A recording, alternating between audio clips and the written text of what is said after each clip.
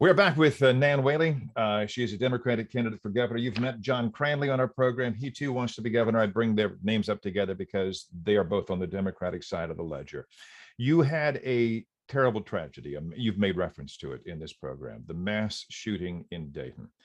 The governor of our state came down to town and appeared with you at a rally at which the people shouted something. You remember that? They all started shouting, "Do something, do something."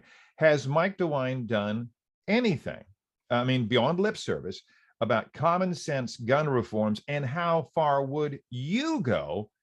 And how hard would you push if Nan Whaley were governor?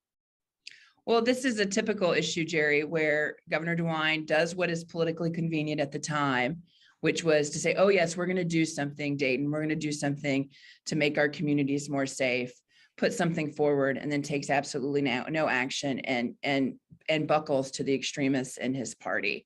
That's why we need new leadership. We are a moderate state that is common sense, and what we are being governed by is just extreme action or political self-dealing, both really bad for Ohio. And look, don't take my word for it. Ask yourself, how you doing over the past 3 decades? Is your community, is your family better off with these guys in leadership, or do we need a new direction? And this data backs that up too, where we see Ohio at the bottom of good lists and the top of bad ones. And it is because we don't have a governor. He's more interested in protecting his power and protecting his family's power than making sure that we do what's right for Ohio. And we see that over and over again. And, common sense gun safety is just another of many examples we've seen where he cannot really stand up to extremists. Abortion rights under assault. Roe v. Wade could be overturned by the U.S. Supreme Court. You have fought there in Dayton to keep abortion providers open in your area.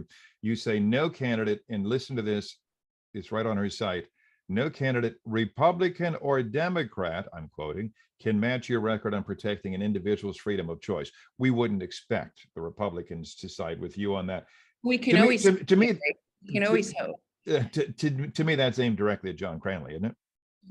Well, look, I think there's an important point to show how we are different, and certainly my active advocacy and protection for women's healthcare rights, between making sure that decisions of a woman's body is between her and her doctor, is a marked difference. My entire career, I have fought for women's access to abortion, and John Cranley has not.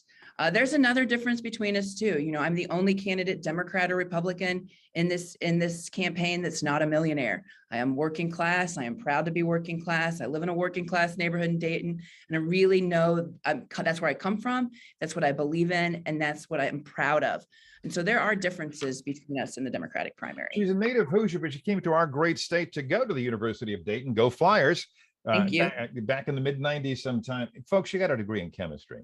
Chemistry, I couldn't cope with, even in high school. So I give that to you. Then she added a master's of public administration over at Wright State University down. When you're first in your college, your family to graduate college, you basically get a couple ideas, like major in business or science. And so I'm very proud to be the first to graduate in my family. But you have to be very practical in that sense too. All right. That's going to do it for time. I wish we had more time, but I just wanted to get you out there, first time on my program, at least since you've announced for governor. And my sense is we'll have a chance to talk again pre-primary. Will you debate? Absolutely. Okay. Absolutely. We're looking forward to it. Yeah, I'm looking forward to those too. You guys need a moderator who's very fair. I've done this statewide thing before. I've seen you, Jerry. You're pretty great. Nan Whaley, good to have you with us on Leading Edge, and be well out there. We'll talk again. Have a great one. Going to do that. Now, when I come back, we've mentioned earlier, the local company taking a big swing in the world of professional golf. This is Leading Edge.